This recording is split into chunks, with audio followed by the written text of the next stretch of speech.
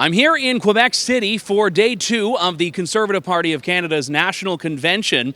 Now, despite the fact that the Conservatives have lost the last 3 elections and have gone through 4 leaders in that time, plus Candace Bergen as interim leader and Rona Ambrose as interim leader as well, the mood here has been rather jubilant. It's often been remarked by some of the participants that it feels a little bit like an in-government convention in terms of the level of optimism that people have.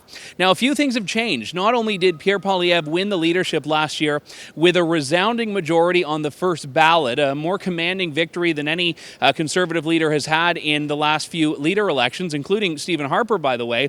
But more importantly, it also is very much noted that the Liberals are being decimated in polls right now. Now, you have to take polls with a grain of salt, but pretty consistently over the last few weeks, polls have been showing the Conservatives doing incredibly well. A recent Abacus poll this week showed the Conservatives at 40%. The Liberals trailing, I think, 15 or 14 points behind that. Now, obviously, this is difficult momentum to keep up indefinitely until another election, which could be as long away as 2025. But this is a little bit about why people are feeling so optimistic. I spoke to Andrew Scheer about this, a former Conservative leader and a very big champion of the Conservative Party now under Pierre Poilievre. Why are people here so hopeful? This is an incredible atmosphere right now, and we try not to get too hung up in the polls. They go up and down, but the thing that is just so encouraging is when you look at the number of people that have been coming out to conservative events. Every delegate I've spoken to, every riding president says, when we do an event now, we're getting people who have never come out, not just to a Conservative Party event, but a political event in general.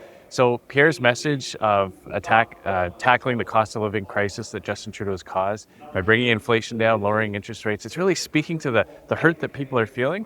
In addition to the core principles, the Conservative principles that he has stood up for, getting rid of the carbon tax, protecting individual freedom and free speech. So there's a lot of reasons why people are enthusiastic and optimistic. Scheer's comments were echoed by other members of Parliament and delegates I spoke with. I raised it with Deputy Leader of the Conservatives, Melissa Lantsman. With thousands of delegates from across the country, every single riding represented in beautiful Quebec City, that doesn't hurt with nice weather. The vibe here is electric.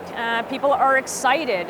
Look, it's not lost on you. The poll numbers look good, and that has an effect on people. It means that all of the work that all of these folks do every single day on the ground in their ridings is resonating, and the message that we've been on track with for a number of years, and particularly in the last year, is resonating with Canadians.